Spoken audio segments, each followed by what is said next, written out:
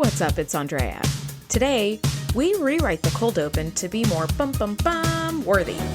We determine how many degrees of separation there are between Captain Picard and Indiana Jones, and we ask the question, how perfect is Vash for our buttoned-up captain? Stay tuned. Welcome to the TNG Podcast, the number one place in the Alpha Quadrant to geek out about all things Star Trek: The Next Generation. I'm your co-host, Shereese.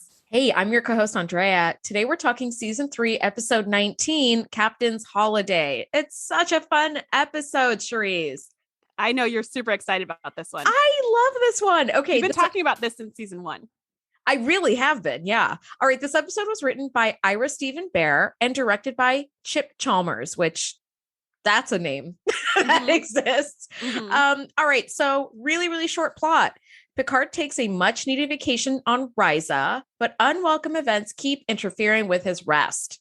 This is our first introduction to Risa. And That's Risa, what I thought when I saw it. I was like, wait a minute, have we never heard of Risa before? We have never heard of Risa. Riker was all like, let me tell you about this great place named Risa. I was like, wait a minute. This doesn't get introduced till like the end of Season 3? Yes. And Risa is a planet whose storylines continue in like forever. Space Nine. But this is like the Nexus right here. And I am so here for it. I want to go to Risa. I have a little bit of trivia about this episode.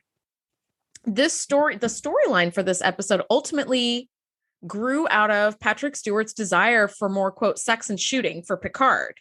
So he was like, why doesn't the captain ever get to have like his own fun thing? So I'm going to quote from Star Trek: The Next Generation Companion, 2nd edition. Ira Stephen Bear, who wrote this episode, recollected, quote, Patrick kept saying that the trouble with the show is there's not enough effing and effing, fighting and fornicating.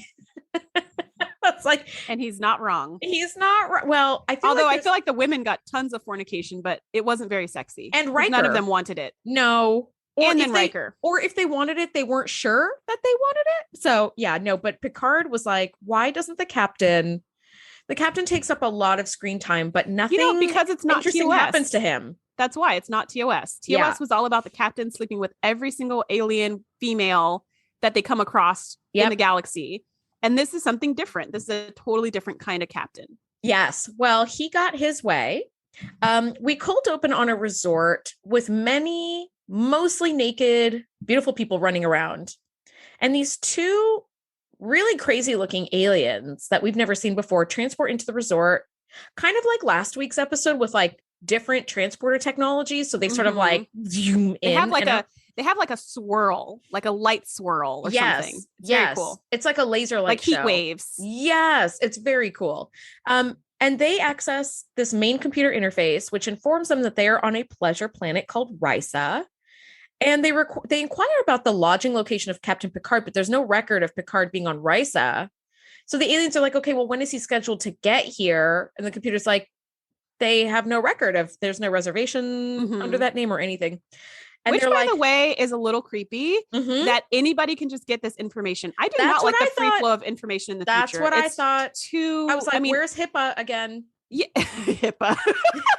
It's just too easy to assassinate somebody in this future, because it's like you could just go to the hotel and be like, hey, what room is Shereese in? And they'll be like, room 3A.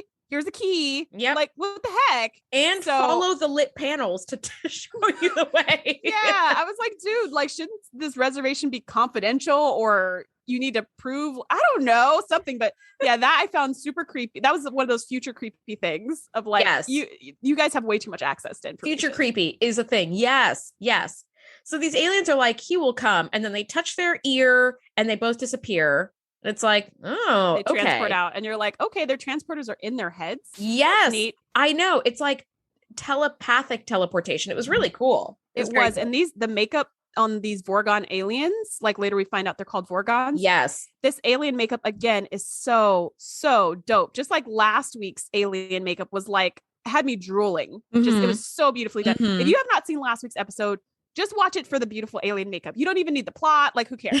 Just pause the first few minutes and just admire the artistry. Again, we have some dope looking aliens in these Vorgons. They've got like their brains kind of exposed, but it kind of looks like fabric is like, they have this like or like a neural net or something. Like it looks like a holographic-y kind of a fabric that is like part of their skull and or heads. And I was like, whoa, that is really cool. I didn't know if that was supposed to symbolize like their brains, but I think it was the same color kind of fabric that they had on their uniform. So it's like, oh wow, you have just these like patches just cool that are like integrated into your skull. It was super, super cool. But they disappear. And we're they like, have this also, okay, last thing. They also had these like blue stripes that were kind of going down their eyes and then back along their head ridges. And it was just like, it was just really beautifully done, like very like symmetrical and just a really unique alien look. And I really appreciate how the alien look is not like the Ferengi, right? They don't have giant ears and like a big butt head or something. Yes. It's just like exaggerated features of like kind of like a slightly larger chin. Yes. And a slightly bigger head. It's like, it's subtle and it's big. And it makes it different enough to where you're like, wow, an actor can wear this costume and still move their face, blink their eyes and talk, but also look totally, totally foreign. So A++ again on the makeup. Oh, absolutely. Absolutely. So if you can't quite remember what this looks like, or you need a little refresher, check us out on Instagram at the TNG Podcast. I've got a picture up of that alien look just because it's so unique and we'd never see anything quite like that again. And I love it. So we pop over to the Enterprise and Picard has been away for 2 weeks negotiating a very difficult treaty with Counselor Troy, and, between these groups of people. And Picard comes to the bridge and orders Ensign Bennett, who we've never seen before, to set course for Starbase 12. And he seems like wiped out. He's exhausted. He's not super jovial. He's not the Picard from last week who was singing about the Jolly Jack Tars. Who was singing drinking songs in 10 Forward. Naval drinking songs. Yeah. And this is something that really caught me. I was like, what? Troy is like, don't you see what's happening? Our captain needs a vacation. And then it ends with like a bump, bump, bum. And then it goes to credits. And I was like, let me remind you that in last week's episode, we got a bump, bump, bum when Captain Picard has kidnapped and replaced with a doppelganger. That is a bump, bump, bum moment. Saying the captain needs a vacation, that's maybe not where you bump, bump, bum and end it. Like that just seemed unnecessary. I was like, y'all are trying to find drama where there isn't drama. Because that just, she'd be like, the captain needs a vacation. Everybody be like, yeah, he does. And that would be it. Why do we need to cut to credits there? They had to cut the credits somewhere. So there's just as good as anywhere. They should have cut to credits when the Vorgons are like, he will come and then disappear. That would have been actually cool. Makes way more sense. What they should have done, right? Now that I think about it, is start with the whole, he's wiped out, he's tired, and he storms off the bridge. And then say, you know what? He needs a vacation. I've got a great place. It's a planet called Risa. And then switch to the Vorgons on Risa waiting for him. Let's just get the re-edit cracking right now, Shereese. Let's just get that rolling because that's absolutely what needs to happen. He needs to be cranky. Because then we would have been like, oh no, like he can't go to Risa. There's scary people waiting for him. That's how we would have felt, right? Thank you. This just did not seem on the same level as a kidnapping and a replace with a doppelganger. I just need to throw that out there. Yeah, they need the like overworked Picard and then the aliens on Risa, and then the bump, bump, bump. You guys, that's a fuck up. I'm going to call that a fuck up.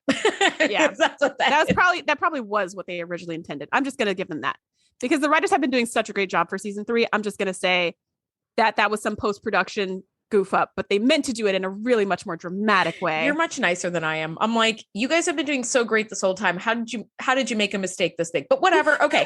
But the episode in and of itself is super fun and a good laugh and just a really enjoyable watch. So I'm not going to complain about too much. So Captain's in his ready room being a classically overworked workaholic. He's got pads and those really cool, like orange plexiglass, like tablet things on their stand. Do you remember those? They look so cool. No, oh my gosh. I have to go back and look at it. Go back and look at that. There's like a little panning shot of his desk and he's got like his laptop, for lack of a better term, like up there. And he's got multiple pads kind of stacked. And he's got this little like stand that has almost like microscope slides, but scaled up much larger. Where it's like a slide stand and it's got these orange, like plexiglass. Are they like see-through? Yes, they're see-through. Oh, that's neat. And it just looks so future-y and so cool. And I love it. I love it a lot. It's kind of like when you're playing with Legos, which is something I still do. And you have like a see-through red piece or orange piece, and it's like, ooh, cool. That's what that felt like. Totally felt like that. The transparent Lego, which we all know and love. And so Beverly sits down and she's like, I've got to tell you, there's a patient who's just neglecting his health. And he's like, okay, yeah, tell me more. And she's like, he's this, he's that, he's that. And then the captain goes to rub his neck and she's like, he has muscle spasms. And then he's like, wait a minute. I think you're talking about me, and he's like, what do you recommend? And she's like, you need a vacation. And he's just like, I couldn't possibly, I'm so very important. I can't possibly take a vacation, which is what workaholics always say. Being a workaholic, I will vouch for all of them. See? And I will also say that is false. That is completely false. You need to take a freaking break. Yeah, you cannot be effective when you're burnt out. No. He said he loathes vacations. And I thought, what kind of person loathes vacations? If you're an academic, you can like go to the Vatican and dig into the vault and look at all these ancient texts. Yeah. If you're about like sitting at the beach, then the point is you can do whatever the fuck you want. How do you not? It's like someone who says, I don't like to have fun. Fun is whatever you decide is fun. So my fun and your fun are not the same, Shereese, but we still like to me, I was like, okay, this is what like he Workaholics 101. Which is what we learn at the end of the episode. What he loathes is sitting around doing nothing. Like he doesn't mind being in his quarters, reading a book and drinking some tea, but that's not really a vacation. That's just like unwinding at the end of the day. That's like a daily routine type of deal. Yeah. But when it comes to like just fully unwinding, he's picturing like, go and lay on a beach and just lay there. And he's like, I just don't. And you and I have had this conversation, right? Where I'm like, hey, take me to a beach and I will lay there. Give me a book and like something to drink and I will be so happy. And you're just like, that's not how I beach, right? You're like, I do surfing and I save children and orphans from burning buildings, whatever. You do all this stuff. And that's how you beach. Yes. That summer I spent saving orphans from burning bread factories. Yeah, that was last week, actually. And so that's what I think he's saying when he's like, I loathe vacations. He doesn't like vacationing the way other people vacation. Classic idea. Yeah. But if he's totally into archaeology. If he wants to go to some random moon and dig up crap in caves, he would love that. Do it. My mom cannot sit still for more than 8 seconds. So when she vacations, and as a kid, we went on these family trips and you have no power in the situation. You're just dragged along.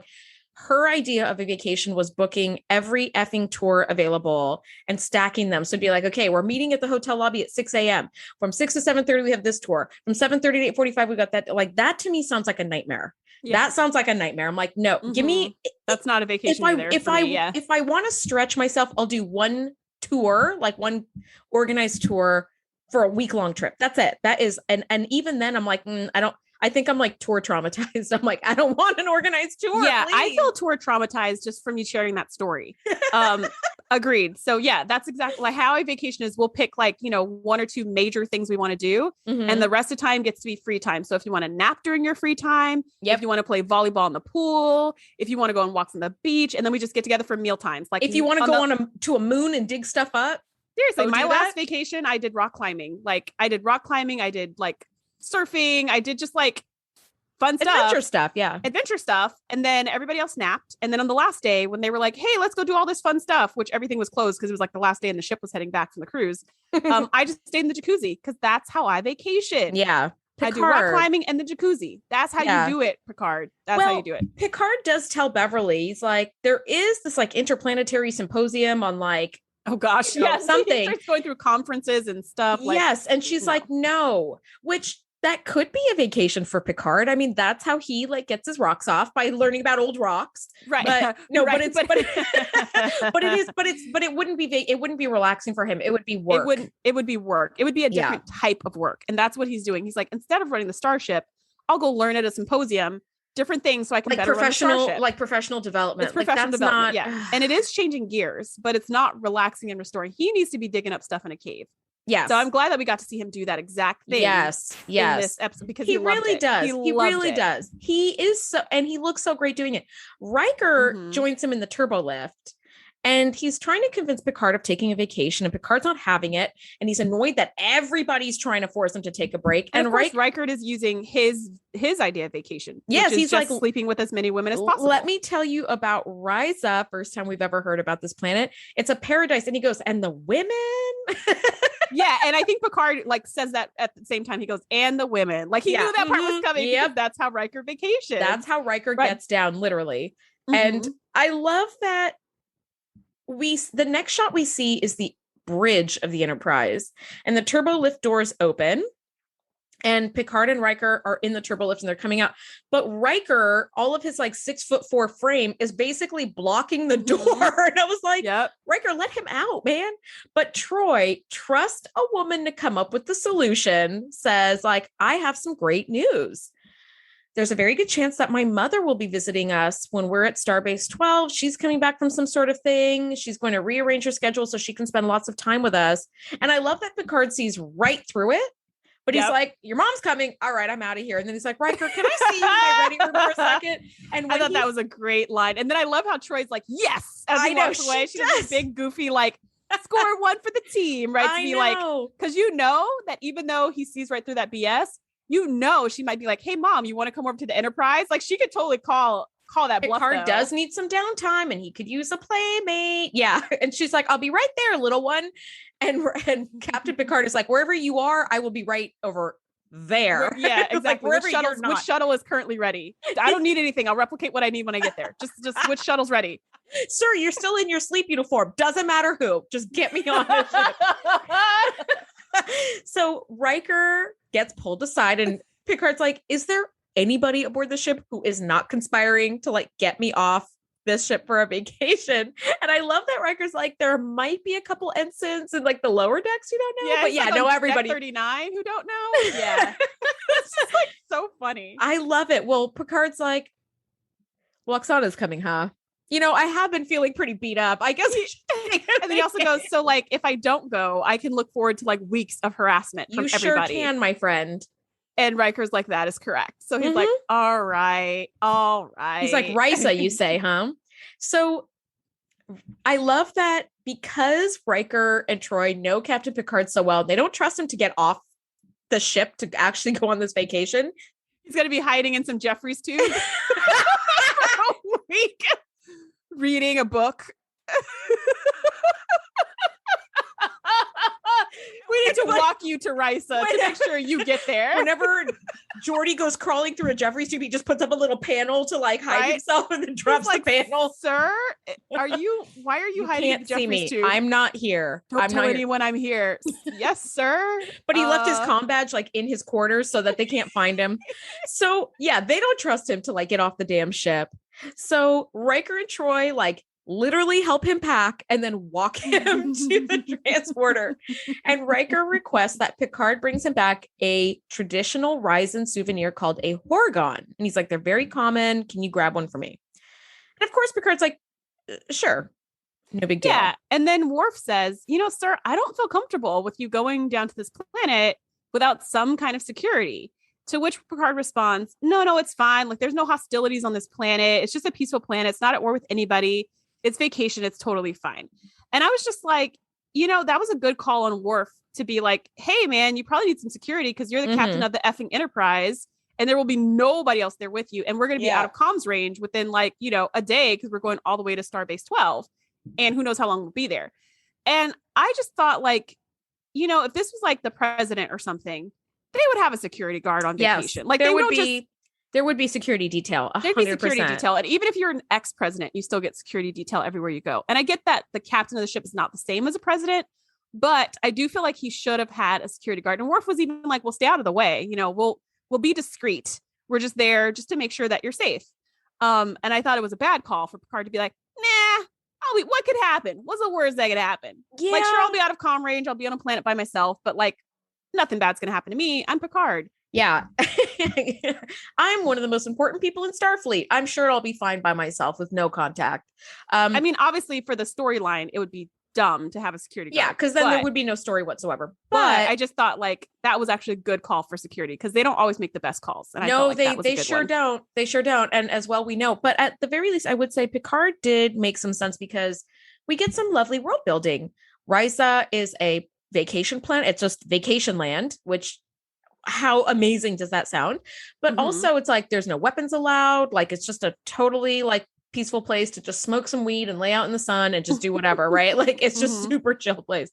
So Picard beams in to the lobby, which I felt, don't they have a transport room where you like whatever, but they beam right onto the lobby where this drop dead gorgeous woman bumps into him and she's like, oh, sorry. And then she sees this Ferengi and is clearly like put off by him there. So she pretends to know Picard. As women, I've done this myself. When you feel like you're in a sketchy situation, you find somebody and you're like, oh, hey, how's it going? You know, so you can act like you're not alone there.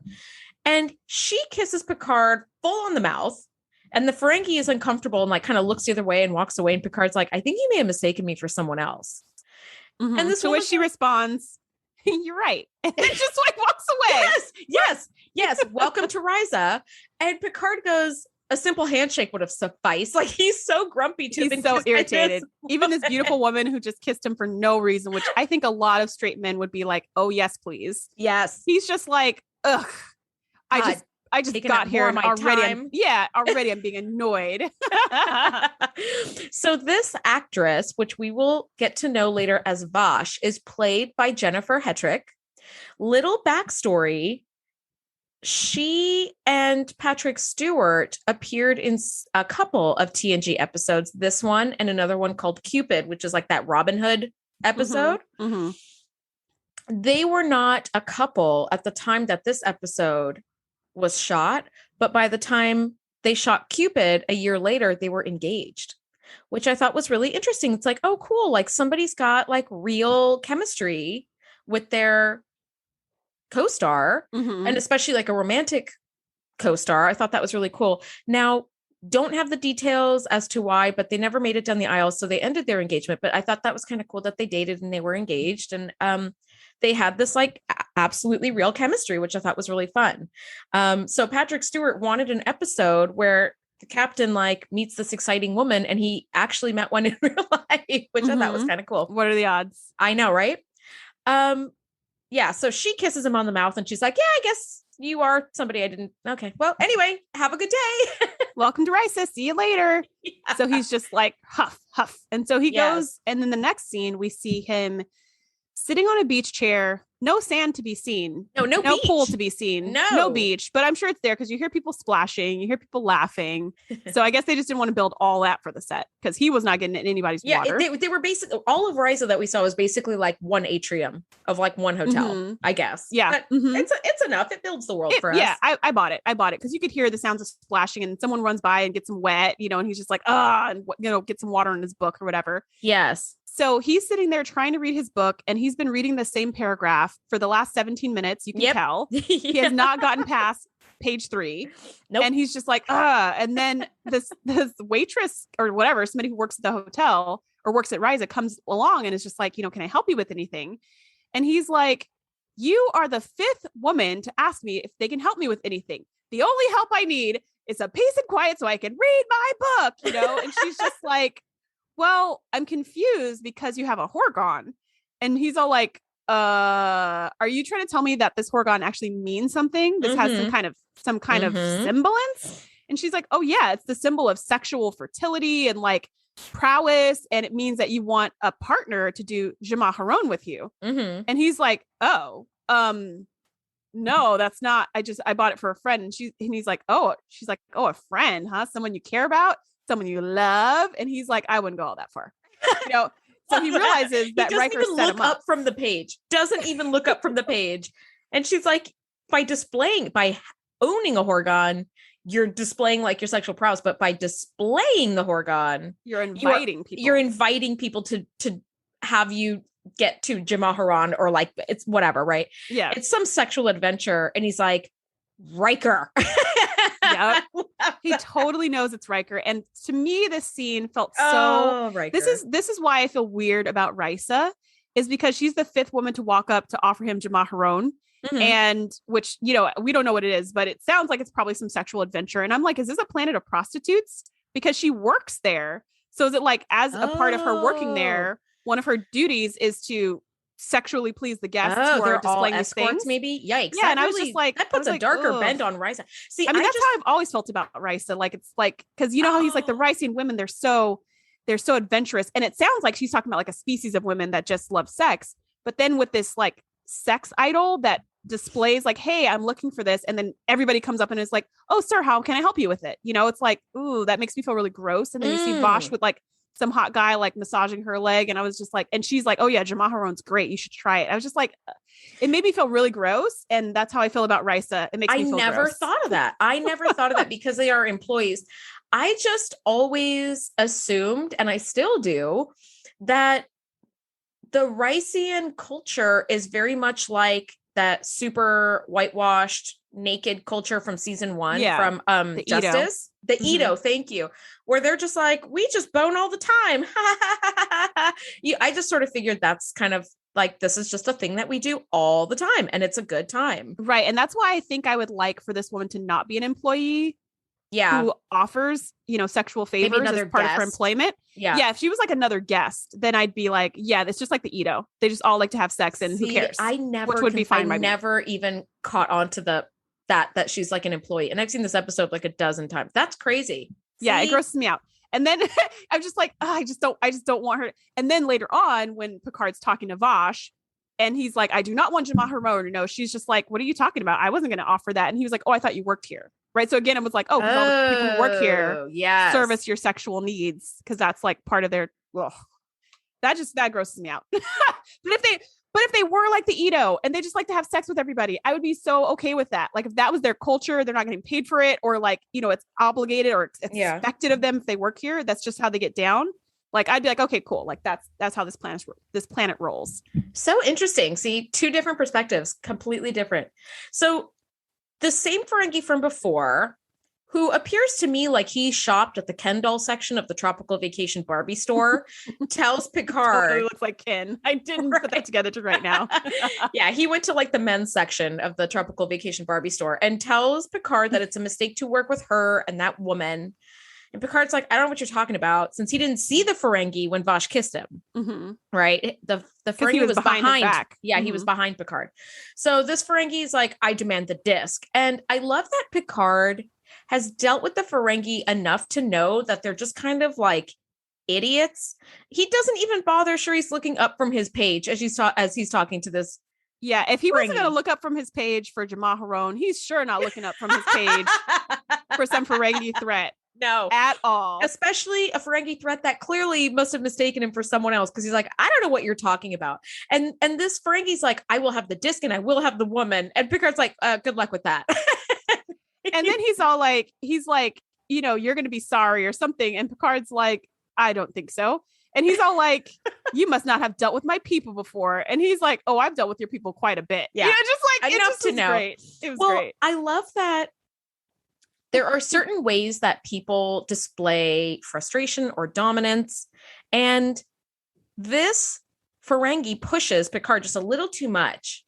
And Picard asserts his dominance by slamming his book shut. And like, standing up, and he towers over the Ferengi by like 2 feet. Yes. And this Ferengi is classic playground bully. Right? When you stand up to them, they're like, oh, I didn't mean that. Right. Meanwhile, this beautiful woman, whose name we don't know yet, is sitting here being massaged by all these scantily clad men, and she sees the whole thing, which tells me that this resort only has one swimming pool, because everybody is congregated in this one like 10-foot by 10-foot area. The whole planet of Risa. It's just one swimming pool. It's just a desert everywhere around there. Anyway, so she comes over after he chases the Ferengi away and introduces with the best speech ever, by the way. That whole speech of like, listen, I have had enough of this crap. And he's just goes off on him. He's good. And he's Picard. Yeah. And he's like, now get out of my face. And the guy's just like, ugh. And I thought like, wow, that was amazing. Picard. That was. Yeah. So he sits down, he opens his book back to page 3, back to paragraph 2. He's got to go back to paragraph 1 because he's like, where was I again? Yeah. And Vash sits down And he's like, I'm not interested in Jamaharon. I don't, and she's like, and at this point, he's hidden the Horgon underneath his blanket. He sure underneath as his hell little, has. Beach towel. Yep. Because he's tired of people walking up and asking him. So he's like, how did she even see it when it's hidden? I don't even know. Yes. And he's immediately blowing her off. He's like, I'm not interested. I don't want it. She's like, well, you really should try it sometime. And she's very playful and mischievous. Mm-hmm. And he's like, well, I'm not interested. She's like, well, I'm flattered that you think I was offering it to you. And he's like, oh, that's not what. Oh, and she's like, well, my name is Vash. She introduces herself to him. And I think that she is just this mischievous and playful foil to Picard's very buttoned up, like starched manner. Mm-hmm. Mm-hmm. She reminds me a lot, Shereese, of Irene Adler. This like perfect foil to Sherlock Holmes. Mm-hmm. She is just equal and opposite in so many ways and provides that equal and opposite pull. Yeah. Because if Picard ended up with a starched woman, it's like, okay, well, that they'll have sex exactly 3 times and they'll just spend all their time at like going interplanetary to conferences and like reading books and drinking port. It's like, that's all good and well, but like, that's nice if they've been married for like 35 years. Yes. But like, this is excitement. This is sexy. Yeah. This is fun. Like, that's what I think makes Vash really makes this whole episode so much fun. You know, what's so interesting, because I know you're reading through Sherlock Holmes right now. When you get to the story with Irene Adler, she does not have as much, like, it's very short. It's very brief. She's in, she's out, and you never hear from her again. Oh. So it's really fascinating because in the movies and the shows, she has so much personality, so much depth. She does so much stuff. And it's like one tiny little story that people have just latched onto and exploded it. That's so interesting. If you guys are not aware, I'm obsessed with Sherlock Holmes. So if you have any like cool stories or like things I should watch or see or know about, send me an email to info@thetngpodcast.com. But yeah, I agree. She is kind of that foil who's kind of like an equal and opposite. She's very playful. And that's really what he needs. But he's still not trying to have it because he's quote unquote trying to relax. Mm-hmm. So he picks up his book. He takes his little Horgon, still wrapped in a towel, so no one can see it. So it doesn't see the light of day. Yes. And he storms off, to which she follows him and interlaces her arms in his and is like, let's walk together. And he's like, ugh. Yeah, leave me alone. I just want peace and quiet. What are you guys even talking about? This is that freedom of choice thing that really irritates me and makes me anxious because when someone is saying many times. Yes, when I've said no 100 times and you keep bugging me, I'm going to lose it. I'm just going to lose it. And you know what? You had it coming because I said no 100 times. Stop. Yeah, it's just, I don't know. Maybe that paints a picture of what my childhood was like. I don't know, but it's very like, I see this. I'm like, why don't they just leave him alone? Leave the man alone. Although we wouldn't have had a story. So whatever. That's why they're always super duper pushy. So she's all like, la, la, la, la, la, like frolicking through the lobby. And he's just like, ugh. And then this Ferengi comes out of the corner. Is like, I thought you said you did not know her. And he's like, oh, okay. This is the woman you were talking about. Sounds like you two have some stuff y'all need to talk about. Like you guys figure it out amongst yourselves. I have nothing to do with this. And while he's just like proclaiming his innocence, Vash slips a little disc into his pocket and he storms off. And then they stay to talk about whatever they need to talk about. Yes. By the way, she slips this little disc into his bathing suit cover up, which incidentally covers nothing up. I was like, this is the worst cover up I've ever seen. Yeah. And it's so funny. It's not until later on when he comes to her room to return the disc that I realized that Sir Patrick Stewart's been wearing Speedos this whole time. Like I didn't even notice that. I mean, I noticed they were all in their bathing suits, but it just kind of was like, oh, it's part of the ambiance, right? Like it didn't really click until I saw him walking around. I was like, that's a lot of leg he's showing right now. He sure is. I was like, oh my God. Cause you know what it was? He went to tuck his little cover up closed. And that's when I was like, oh, that cover up, which the super low V-neck only covers his belly button and like the very top of his like underwear. Yeah. The Speedos. And I was like, has he been shooting this entire episode in Speedos? Also, can we just do a nice little round of applause for Patrick Stewart at 55 and change, looking so fit? Yes, good for you. Looks way more fit than I do right now. I'm super impressed. He is in his 80s today, I believe, and he still will post pictures on his Instagram every now and again, like he's on vacation, he's wearing some board shorts and he's shirtless. He's at Risa. Amazing. He sure as hell is. He looks amazing. So Patrick Stewart, Good job, you. You really do. You can work a Speedo, and he looks good. He looks great in it. But yeah, also, did you notice that bathing suit cover up was totally asymmetrical? Like one pocket was much bigger and way lower than the other. I was like, oh, that's a cool kind of detail for the people who made that. I did not notice, but I do know that, TNG is big on asymmetry. Like that's their way to make something look futuristic. Just make it crooked. Yep. And now it's future. So Picard goes to his room and he walks in and he sees the two Vorgon aliens scanning all over the place. And he's like, oh, here we go. Like now there's people in my room. What the heck? Like I cannot get any peace on this effing planet. And so he's like, who are you? And what are you doing in my room? And then the Vorgons proceed to tell him they're actually from the future. They've traveled 300 years into the past because their historical documents have told them that Picard encountered some artifact that could be the Toxutot, which is some artifact from the future that's got some special properties and all this stuff. And I just thought Picard bought their future story way too easily. Thank you. That was my same criticism, where these people are like, we are from 300 years in the future. We have our records indicate that you found this Tox Utot and we need to get it back. And he's like, okay, well, if I find it, I'll give it to you. And also it's capable of halting all nuclear reactions in a star. So that shit is a weapon. If not, it's just begging to be turned into a weapon. And he's like, well, it doesn't belong in our time. So if I find it, I'll give it to you. And I was like, you're not even going to verify their story? You're not going to ask for proof. If somebody came up to me and was like, I need all your diamonds, I'm from the future, I'd be like, you're going to have to prove it or something. I'm not gonna be like, well, okay. I mean, if they said anything, right? Even if someone just walked up and said, hi, I'm from the future, you'd be like, no, you're not. And keep walking. Like, that's what I would do. I'd be like, false. Is there some medication you need to be on and haven't taken enough of? Please step aside. I'm trying to buy my Frappuccino right now. I need you to move to the left. Like I wouldn't be like, okay. Yeah. And also when I find it, I'll give it to you. It's just kind of like, I don't know how he could, and here's the thing. How exactly do you verify that someone's from 300 years in the future? What could you do to test? I mean, maybe they could show you some future technology, but that could just be alien technology, not necessarily future technology.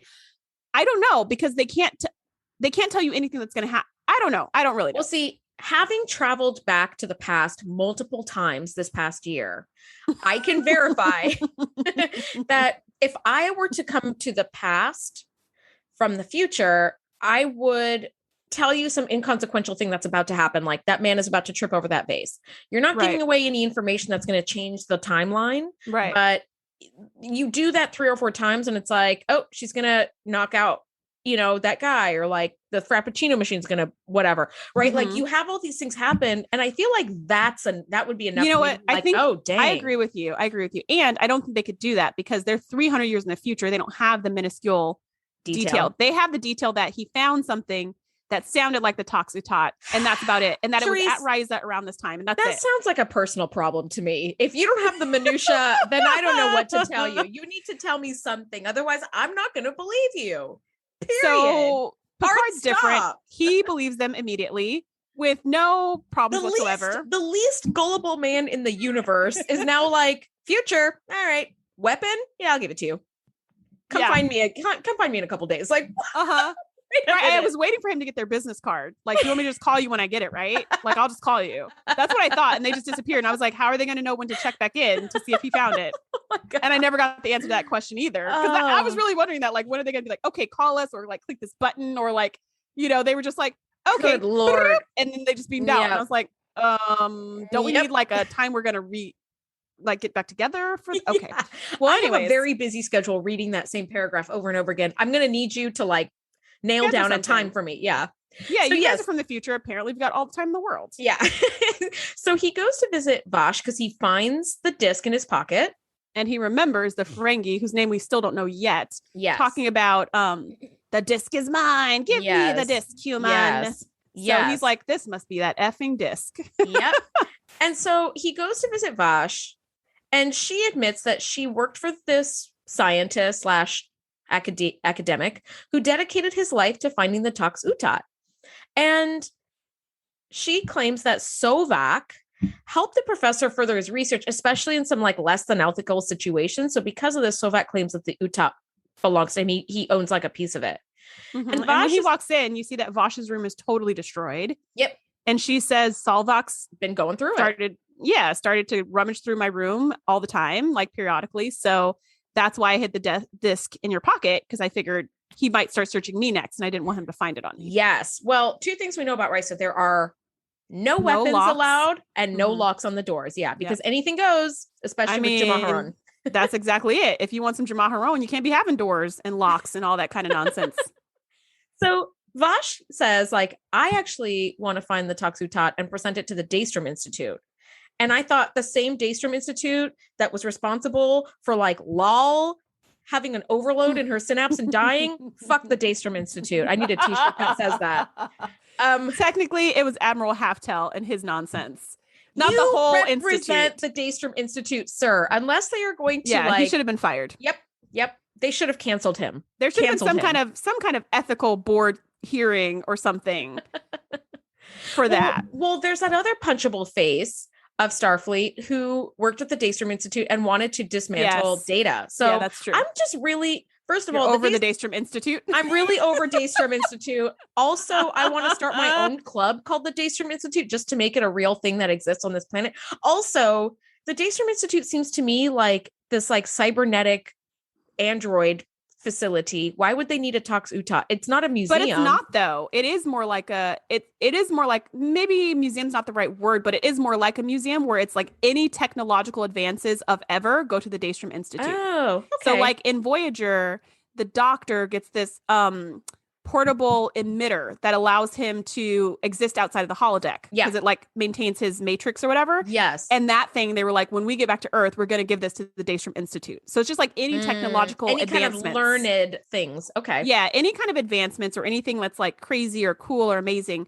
goes there to be studied / displayed ? So destroyed. / destroyed. Right. So it's like a research place, but it's also like, seems like a place where stuff gets put on display. Okay. I can go with that. I just think that we need to have some sort it's of, only been Data. Yeah, we need to like maybe look into the Daystrom Institute's past dealings. But anyway, so Vash is like, well, I've been working with this professor for years. I want to send this to the Daystrom Institute. It's a little Indiana Jonesy where it's like it belongs in a museum, right? It's 100% Indiana Jonesy, and that's exactly what I thought when they head off to go find the treasure in their outfits. In their Indiana Jones future outfits. And I was like, that's what I said. So cool. That is what I said. Okay. So Picard is like intrigued. And he is like, well, why don't you give the disc to me and I will go look for the Toxutat, which like records indicate is like, somewhere nearby on this planet that's nearby. Yeah. And she's like, not so fast, buddy, because the professor's notes are coded and only I know the code. So I have to go as well. So he's like, all right, I'll meet you in the lobby in 15 minutes. And they come out dressed like 24th century Indiana Jones cosplayers and head out. And I love it. I love their outfits so much. I just want to dress like Vash, like kind of every day. But Sovak shows up and he's like, you didn't think I'd let you get away that fast, which like, good for you, buddy. Yeah. It's fair. Yeah. He shouldn't let them get away that easily. He's not wrong. Not if he's serious. He's not wrong. Yeah. So he puts a gun to their backs and he reveals that Vash wasn't the professor's assistant. He paid her to steal the disc from him, but she betrayed him. It's like, oh, that makes more sense because Vash seems a little less than ethical. She seems like she did say she did work with him for 5 years. So she did actually do that. But then she also stole from him. Both things are true. Oh, no. Yeah, because she kept saying, I worked for him for 5 years. Like, I deserve this.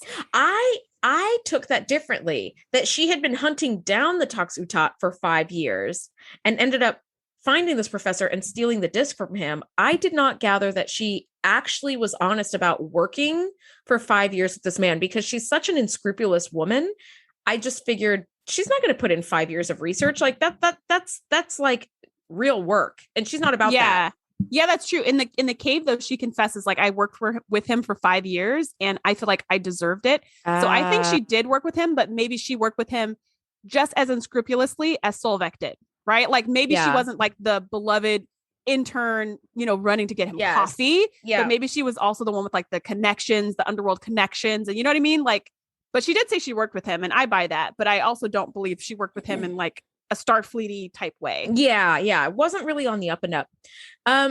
So he they pull this like Indiana Jones move, and Picard gets the gun away from Sovak when Vash throws what could only be described as the universe's most uncomfortable looking backpack and punches him in the face. And it's such a Harrison Ford move. And I was like, oh my God, we have 2 degrees of separation from Star Trek to Indiana Jones, because Star Trek, Star Wars, Han Solo, Harrison Ford, there you have it. I was like, I have completed the puzzle. I like how you just go Star Trek, Star Wars. Like you just connect them because they both have star. There you go. Yeah. We're just, it's spaceships and future stuff. So although I guess Star Wars is supposed to be long, long ago, but whatever. It's sci-fi, it's space, it's lasers, it's phasers, it's whatever. But yeah, no, they're 100% doing a Indiana Jones move, and they look so great doing it. Mm-hmm. I love it. So Picard takes the weapon after he says, "There's no weapons allowed on Risa. How'd you even get that in here?" Which is a good question that we don't get answered. But anyways, he takes the weapon. A hall monitor move. That's not allowed. He punches Sovak in the face, and he's immediately knocked out, which is impressive. And then he takes the gun and just throws it into the bushes. Yeah, okay, sure. Why would he's going to come around in like 2 seconds and be like, well, there's my phaser. All right, let me go after that. I know. I was like, I feel like, yeah, he wouldn't look in the bushes, because why would somebody throw it in the bushes? Which is just comes back to the big question. Why did he throw it in the bushes? Right. So some poor like waitress or whatever, some poor prostitute who works there at the hotel is going to be like, some poor victim of human trafficking is cleaning up wine vomit in the bushes and finds this gun. Why? If I were Picard, I'd have been like, guns are not allowed here, right? Loud enough. Comes around and just confiscates it. Where it's like, who let this guy in with a gun, right? You just put him on blast. Someone just, or punch him, knock him out, take the gun and drop it off at the front desk and be like, you might want to get rid of this. Bam. Don't toss it. Or just take it and keep it. This reminds me of the episode with Geordi and the Romulan in the cave, where he like the gun gets knocked down and it's like 1 inch away from his hand. And as soon as he comes to, he pulls up the gun again and he's like, oh, come on. And I was like, Geordi, that was on you. That was on you. You knew that man had you at gunpoint not 2 minutes ago. As soon as he fell down, you take the gun away. Man? Take it away, put it in your pocket. Take it away, put it in your hand. Just what were you doing? So that's how I felt here. I was like, Picard should have just kept that gun. Like, there's no reason for it to be in the bushes. Just you might as well keep it moving. You don't know what you're going to encounter in the desert. Like, keep it moving. If you know that a Ferengi came to play with a weapon, you might want to just keep it, because he's probably going to come back with another weapon, maybe. Yes, just hold on to it. Don't just casually shove him away and then put it on the coffee table and walk away. It's like, what do you think? Seriously. So the next thing we see, it's clearly been like a long day's hike. Vash in my notes, it just says, okay. After in this scene. But yeah. So there just toss it over this low brick wall and keep it moving. Okay. So yes, so they go to a cave. Yeah, that was just Picard. You're showing some serious lack of judgment. This is the episode I would more believe that Picard's been taken over by a doppelganger. He believes in future people with no verification. He just casually tosses a live fucking weapon over like a low garden wall into some azaleas and just walks away, leaving a Ferengi sprawled unconscious on the floor. Like, what? Yeah, this is great. Picard, what are you doing? So it's been a long day's hike. He and Vash are in some like caves, and they set up camp for the night. They're like, we still have 11 kilometers to go. It's going to be a while. And Vash reveals that she did in fact steal the disc. And Picard's like, yeah, forgive me for like not looking super surprised. Yeah. And they do have this little back and forth. They kind of try to go to sleep, but Vash is laughing and hee-hee-heeing. And wouldn't you if you had Sir Patrick Stewart in your bed? And then they end up hooking up, which, spoiler alert, that was going to happen the whole time. But you never see that, right? You just, you never, I was going to say, no, you do see that. You totally see that. You see it all the time. So yeah. So you're like, oh, but with Picard though, you're like, he's found a love interest and they actually went past just kissing. What? Yeah. So it wasn't where he kissed Beverly last week and then kicked her out of the room immediately. It wasn't like that at all. And it was actually really well done. And I do appreciate the like 90s style here that we see of like implying that they made love, but it's not like really like voyeuristic or graphic or gory. It's just kind of sweet. It's kind of sweet. It's beautiful. It's like both people are consenting for a change, which is nice. Yeah, maybe the first time ever. God. This actually might be the first time that we see Holy crap, that's upsetting. In Trek, where two people are like, I would like you and I would like you too. Yes, yes, great. And maybe the time with Riker on Angel One, but like anybody who wants to sleep with Riker, like he's down for it, right? Yeah. Then the chick that yes wants him to wash the feet. Brenna Odell. Yeah, yeah. Yep. That's pretty much it. That's it. So this is very sweet. And then you're just like, Vash is like a good match for Picard. Like, this is just a fun adventure. And she says when they're kind of like, cuddling, like, you hated that. He was all like, you ruined my vacation. She's like, please, I made your vacation, because sitting there reading that book. Go. Yeah, this is not your thing. This was not your thing. How did she know that? This was going to work for you for an hour and 15 minutes. And then you would have been like, now what do I do? Climbing the walls. Yeah, for a week. Yes. And like, she knows him already. And I love that. I love the chemistry that they have, where she is playful and flirtatious.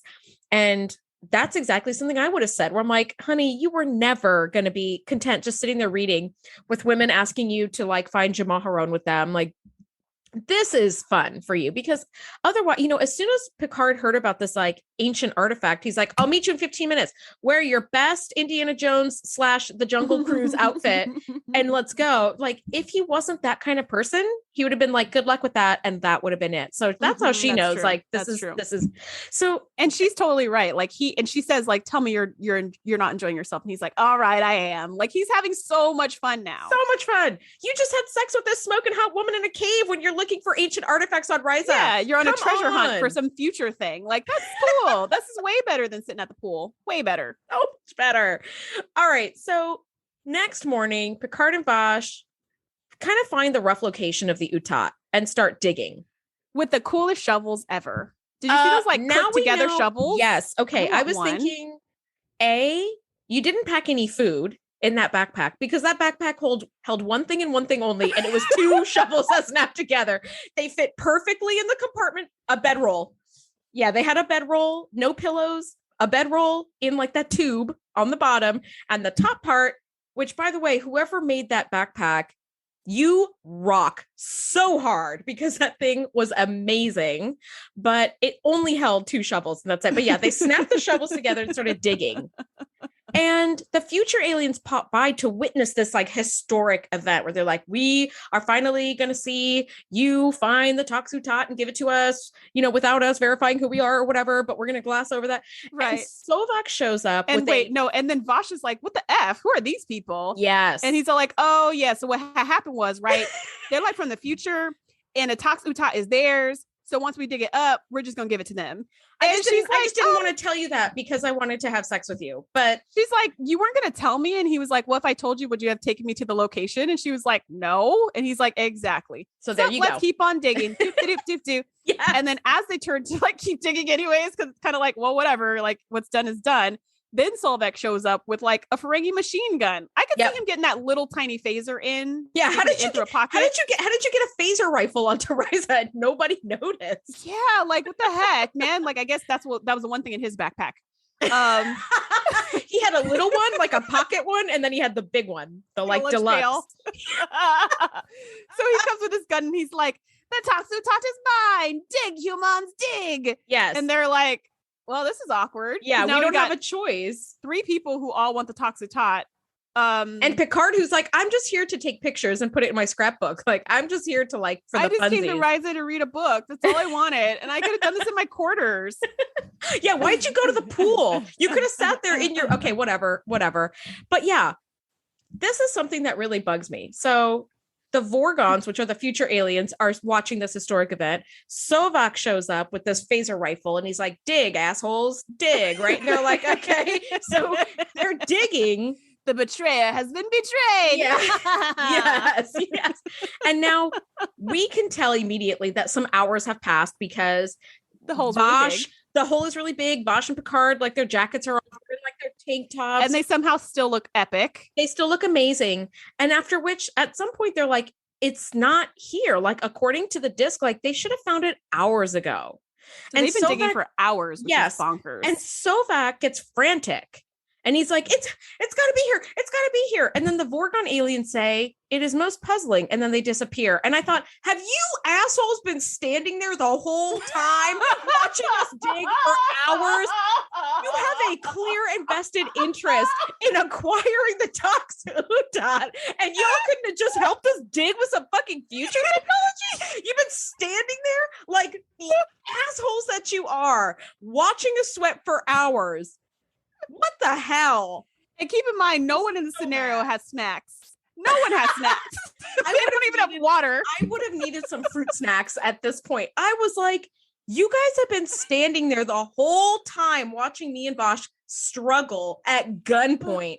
And you're like, I guess we're going to see how this plays out. We're here to watch the unveiling of the Toxutot. Fuck you guys. You know what? Just because of that, I'm not giving you the Toxutot. Just for that. You should have helped me dig. Yeah, I was like, if you think I'm going to give you the Toxutot now, then you're out of your mind, because you just sat here and watched me struggle. And they don't even need future technology, because we can do that today with our current technology, like backhoes, like all kinds of stuff. And I mean, they could just transport her out like the dirt. They could do a whole bunch of stuff, but they've got some metal shovels. You could literally beam shit out of the core of a planet, but you have little like 1940s shovels that are dressed up like, 2300 whatever. And this is what you've chosen to do. Yeah. So Sovak now jumps into this pit and he's like, it has to be here. It has to be here. And at this point, everybody's like, it's clearly not. So we're just going to go and like leave you. And again, here's the part that shows that Ferengi are such a joke, because he lays down his phaser rifle and picks up a shovel, and Vash and Picard are like, nah, we'll leave him to it. And they just like walk. No one's like, get the weapon away from him or anything. They're just like, eh. And they just walk out, like turn their backs to him and his phaser rifle, let him shovel manically, because they know he's not going to shoot them, because that won't bring him any profit. He just needs to find it. And poor guy, he's still in there to this day, shoveling. Still. Yeah, his bones are there. With a shovel. With a shovel outstretched in his hand. Yeah.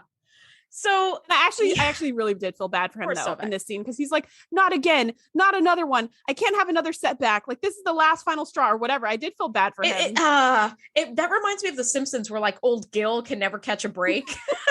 That's totally what this felt like, where he's like, not another setback. So Vash is really disappointed that like all this work has been for nothing for the last 5 years. And Picard walks her to her room. And she's like, if you don't mind, I just kind of want to be alone. Because you can tell Picard wants some like, disappointment sex or something. And yeah, he sure does. Vash is like, no, I'm good. He's like, is this a good time to ask for Jamaharon? And she's like, no. A good time was last night, not right now. Yeah. Yeah.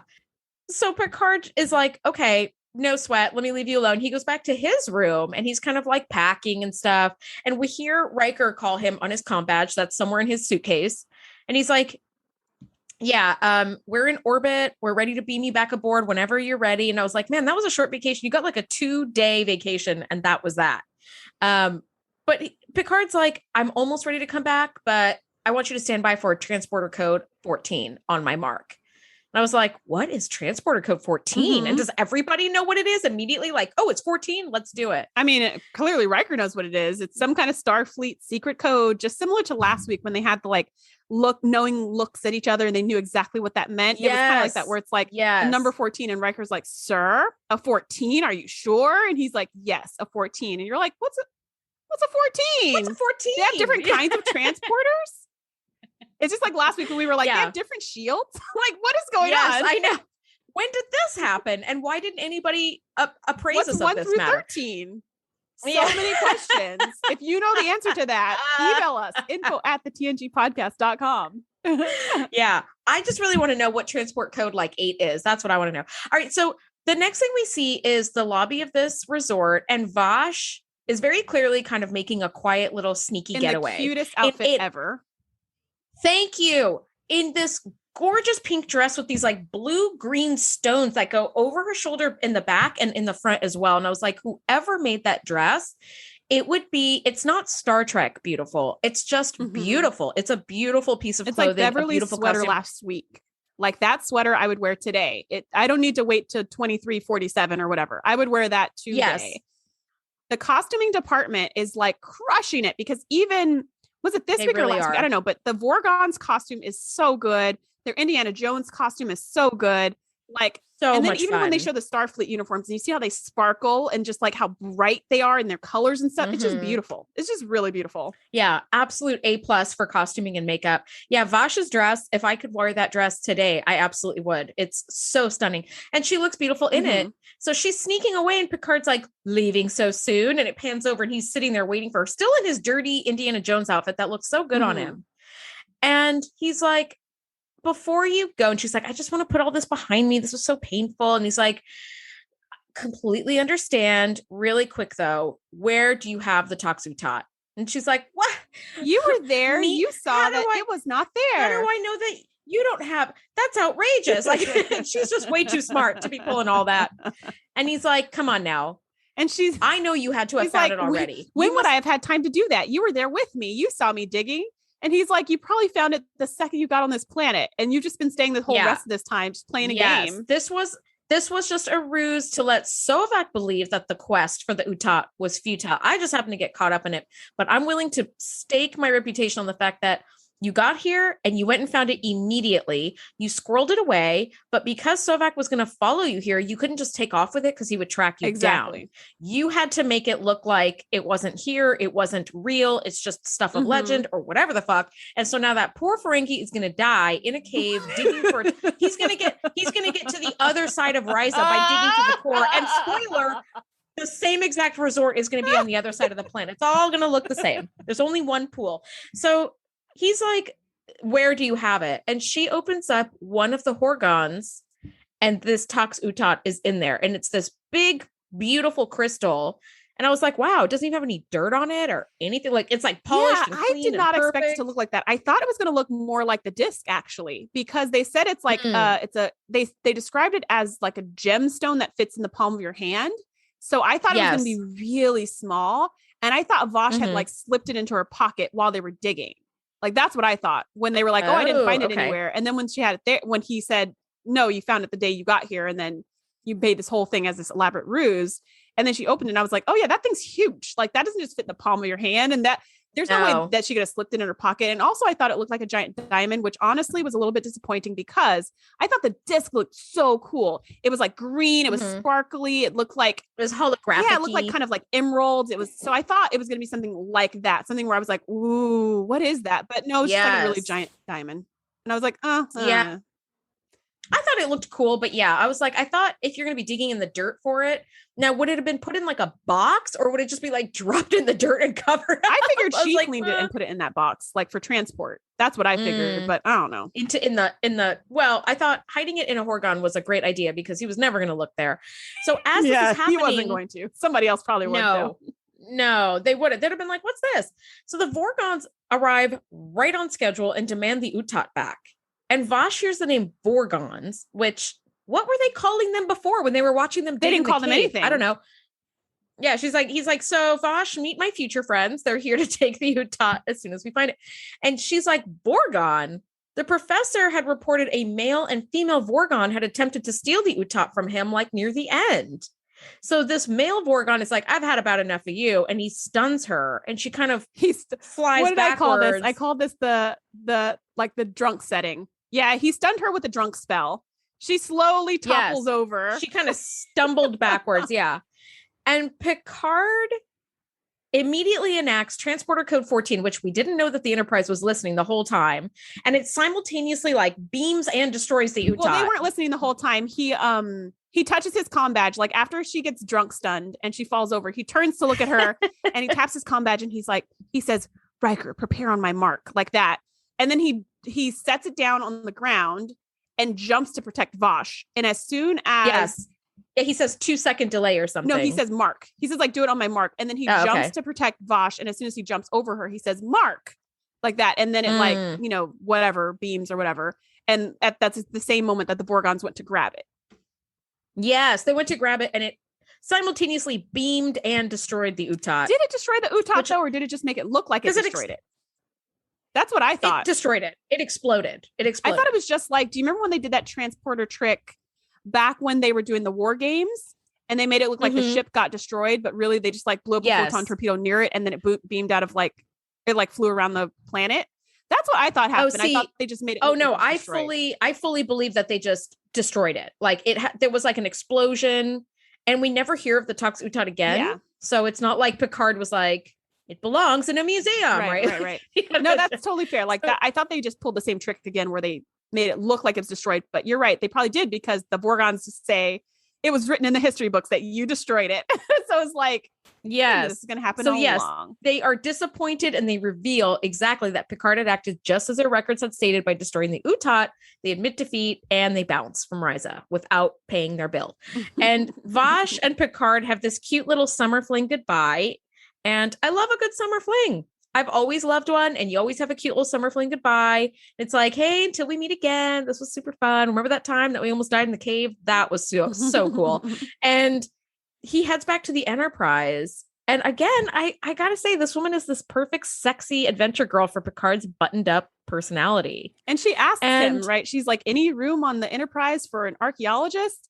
And he's like, I don't think Starfleet's your style. And she's like, no, it's not. It's not. There's no future here. That's like you would be in the military. It's like, no, I'm not doing that. Yeah, exactly. It'd be like, he's just more private. You need to go do blah blah blah, and be like, you know what? This isn't for me. This is not. I don't know what I was thinking. Let me give you my pip or my half pip, and like, I'm just gonna go ahead and bounce. Can I take a shuttlecraft? I'm out of here.